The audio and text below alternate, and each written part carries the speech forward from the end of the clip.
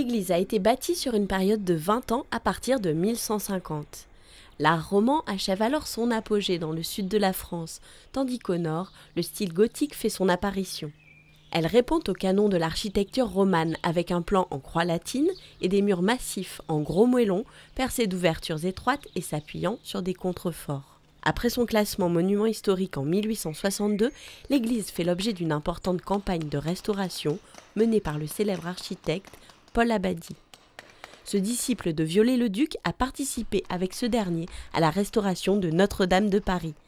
Mais il a surtout acquis sa renommée en dessinant les plans du Sacré-Cœur. Les travaux d'Abadie visent notamment à restituer la symétrie de l'église en supprimant les ajouts gothiques pour se rapprocher de son aspect roman d'origine. Ainsi, il fait démolir une grande chapelle gothique construite au XVe siècle et la fait remplacer par une absidiole plus conforme au plan initial. Il dote le clocher ouest de lucarnes qui seront supprimées par la suite.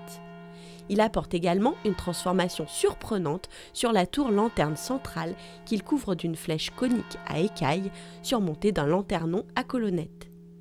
Ce cône d'inspiration néo-byzantine évoque d'autres réalisations d'Abadie sur les églises Saint-Front de Périgueux et Saint-Pierre d'Angoulême, mais aussi les dômes du Sacré-Cœur.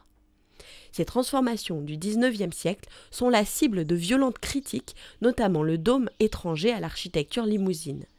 Aussi, en 1993, au cours d'une ultime restauration, il est masqué par une flèche recouverte de bardeaux de châtaignier qui l'enserre comme un emboîtement de poupée russe.